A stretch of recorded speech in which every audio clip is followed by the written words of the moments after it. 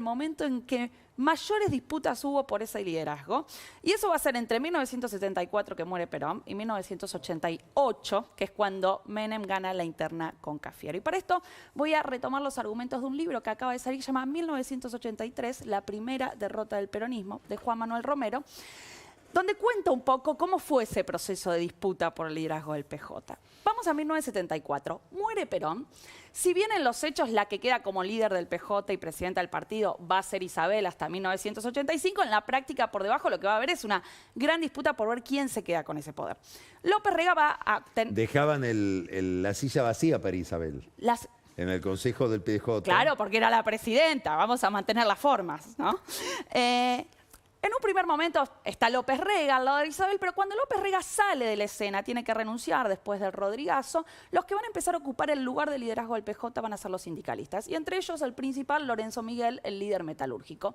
Y esto se va a mantener así durante toda la dictadura. Por supuesto, en el primer momento de la dictadura va a haber muchísima represión, Lorenzo Miguel va a estar preso, pero cuando empieza a aflojar la represión hacia la década del 80 y los partidos empiezan a reorganizarse, el PJ se va a reorganizar también y los que van a liderar esa reorganización del PJ van a ser los sectores sindicales. Y también son los sectores sindicales los que en la campaña del 83 van a llevar la campaña, armar las listas, ver quiénes van a estar en cada una de las listas, es decir, van a ser los que tienen la virome, ¿no?, para armar esas listas. Pero ¿qué pasa? En 1983 tenemos una derrota completamente inesperada para el peronismo. El peronismo, que se veía como los representantes, los únicos capaces de representar al pueblo, se encuentran con que el pueblo les da la espalda. Ese es el trauma. Ese es el trauma. ¿Qué pasó, no?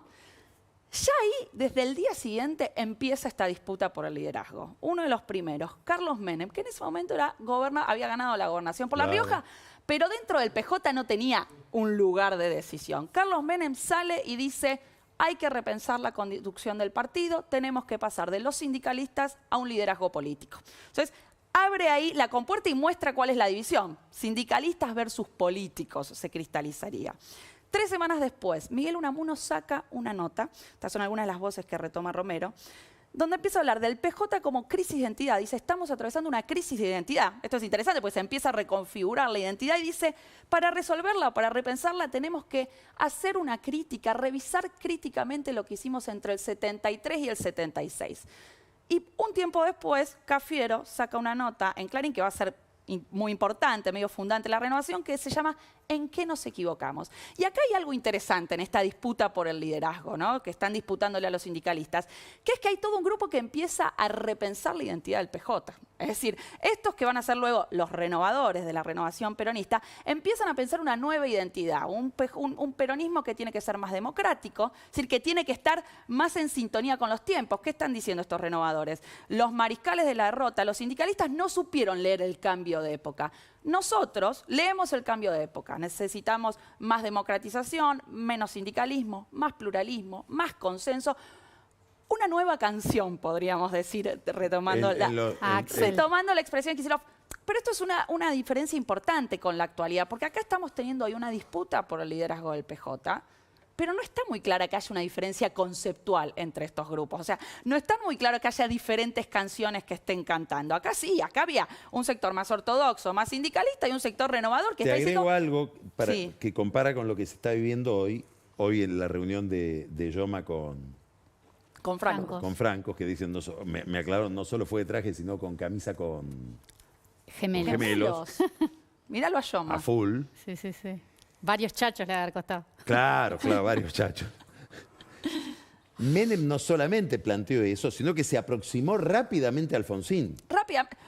Lo invita a Alfonsín a La Rioja, apoya el Beagle de Alfonsín. Exacto. Entonces, Menem va a estar en esto.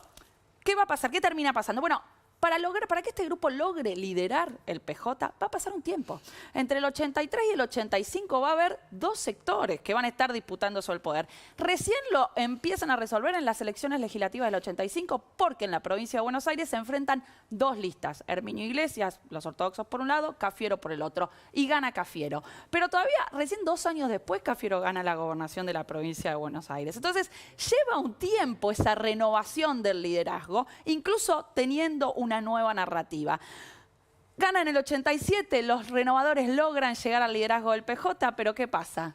Menem se empieza a separar y empieza a decir, ahora me toca a mí, ahora quiero yo ser el líder. Y empieza una nueva disputa por el liderazgo y se pelea con Alfonsín entre Cafiero y Menem, que se resuelve en el 88. Excelente. Gracias, Ana. Gracias, Camila. Vamos a un corte y recibimos